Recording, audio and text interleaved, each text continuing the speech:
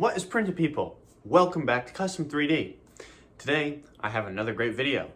I have two Sunlu S8s here next to me. I recently bought them a little over a month ago, and I'm gonna give you a little review on my experience with them and quite possibly the worst hot end design I have ever seen.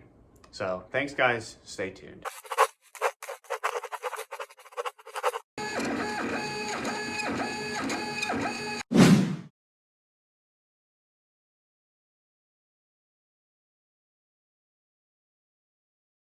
So let's go over some specs. I purchased these two Sunlu S8 Pluses for $220. Sounds like a steal. They are the same exact size as a regular CR10, 300 by 300 on the bed and 400 millimeters tall. These are set up a little bit differently, being that the LCD screen is in front, or as you can see, in front on here and not off to the side. The power supply is down here and everything like that. Also, they come with a metal extruder arm and a LED light underneath the fan shroud to show you print. They come with these textured glass beds, unlike the CR10, but you can also flip them over for them not to be textured.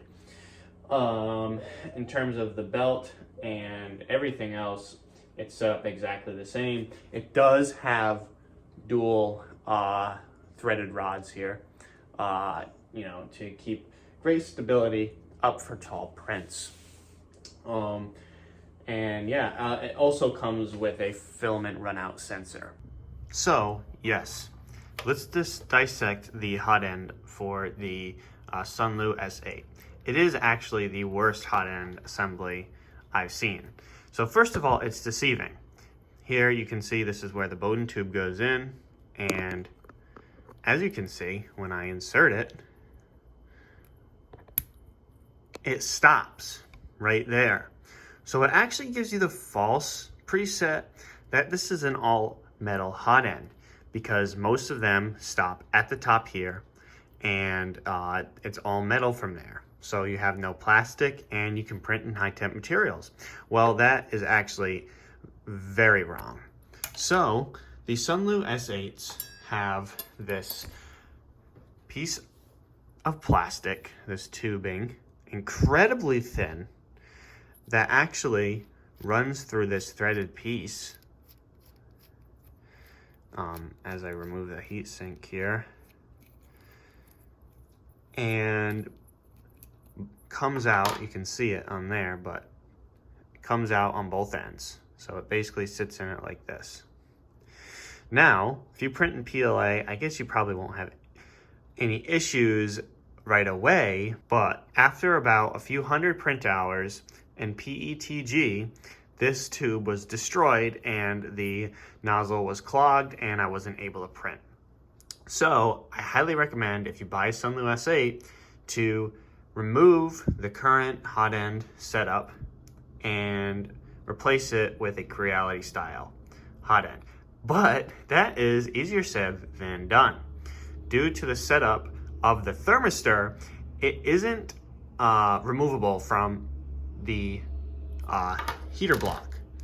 So basically you have to remove everything around the heater block, leaving the heater block in, then attaching this heat sink and middle part for the Bowden tube to slide through all the way down to the hot end assembly, the nozzle, so that you can use a high-end Capricorn tubing and not have to use this cheap, awful piece of plastic. Now, I must say that while that is a huge drawback, before the printer broke, it was performing phenomenally.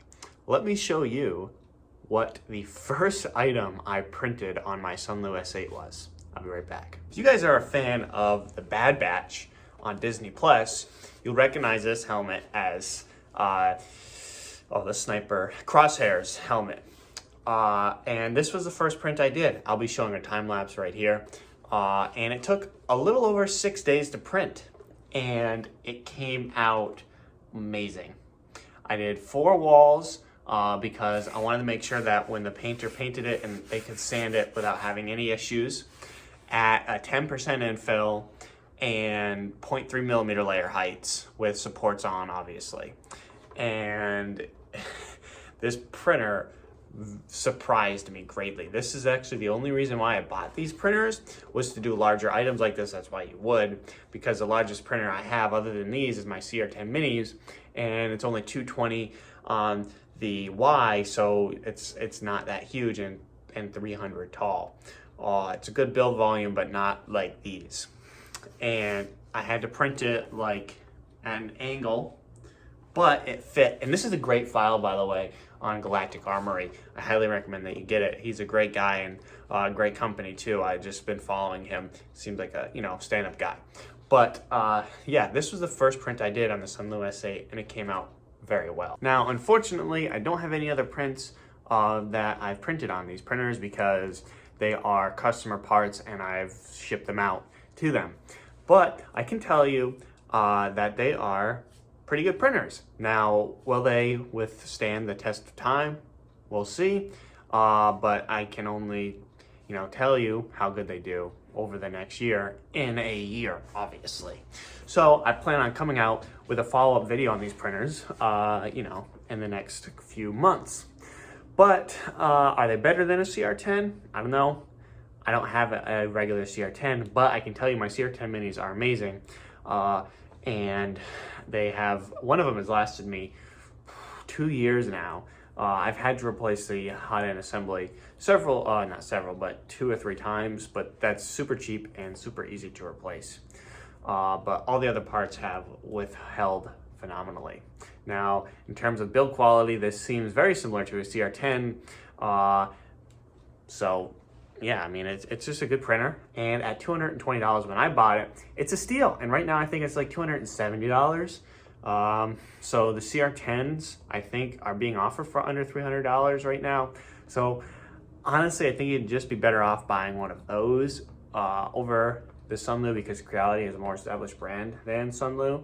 But I bought these at 220 bucks, so it was kind of a deal breaker, and I figured, why not? I can just return them if they suck, and they don't. So I'll probably end up replacing, so I only replaced the hot end on my right printer with a Creality and a Capricorn tubing, because the left one I haven't really printed that much on yet, and I haven't had to replace the, the assembly yet. But I probably will in the next few weeks. So thanks for watching, guys. I hope you enjoyed this video. I will provide a link to the Sunlu S8 on Amazon and a link in the description below.